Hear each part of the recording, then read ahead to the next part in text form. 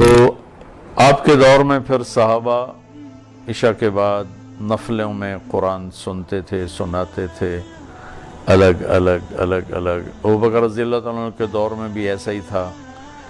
پھر عمر رضی اللہ تعالیٰ عنہ نے اپنے خلافت کے شروع میں تمام مسجد والوں کو ایک امام ابی بن کعب رضی اللہ تعالیٰ عنہ کو پیچھے کھڑا کیا اور 20 رکعت نماز شروع فرمائی۔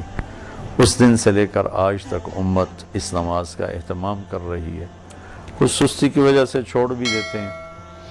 اللہ نے اس کو مشقت کے طور پر تو ہمیں دیا، لیکن اس کا اجر بہت بڑھا دیا کہ میرے نبی کا فرمان ہے تراویح کے ہر سجدے پر 1500 نیکی لکھی جاتی ہے، اور تراویح کے ہر سجدے پر جنت میں ایک سرخ یاقوت کا گھر بنتا ہے جس کے 60,000 سونے چاندی کے دروازے ہوتے ہیں، اور تراویح کے ہر سجدے پر جنت میں ایک درخت لگتا ہے جس کے نیچے 100 سال گھوڑا دوڑ سکتا ہے۔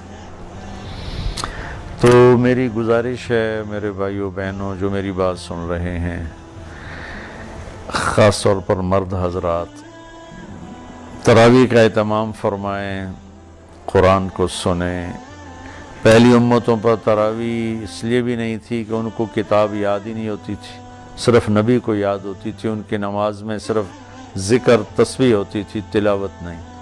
ہمیں اللہ نے قرآن دیا اور اسے یاد کرنا آسان کیا۔ میرے مدرسے کا شاگرد ولی سلیمان آج کل امریکہ میں ہوتا ہے، اس نے 1 مہینے میں قرآن یاد کیا۔ میرے مدرسہ صبح 1 پارہ یاد کرتا تھا، شام کو تراویح میں سنا دیتا تھا۔ یہ میرے اپنے مدرسے کا واقعہ ہے۔ اللہ نے اس کو اتنا آسان کر دیا، اور کم سے کم کہ 3 دن کی روایت ملتی ہے کہ ایک اللہ کے نیک بندے نے 3 دن میں سارا قرآن یاد کر لیا۔ تو اس کی چونکہ اللہ نے حفاظت فرمانی تھی تو اس کو اللہ تعالیٰ نے یوں یاد کرنا، اس کا اللہ تعالیٰ نے آسان فرما دیا، اور اجتماعی طور پر ساری امت کو کہا گیا کہ ساری امت مل کر اسے سنیں۔ پھر جب آخری رات ہوتی ہے تو میرے اللہ تعالیٰ فرماتے ہیں میرے بندوں کی رات کی نماز یعنی تراویح اور دن کا روزہ، اس کے بدلے میں نے ان کے سارے گناہوں کو معاف فرما دیا۔ اس رات اللہ تعالیٰ فرشتوں سے پوچھتے ہیں اس مزدور کا کیا بدلہ ہے جو اپنی مزدوری پوری کر چکا ہو؟ تو فرشتے عرض کرتے ہیں یا اللہ اسے اس کا بدلہ دیا جائے۔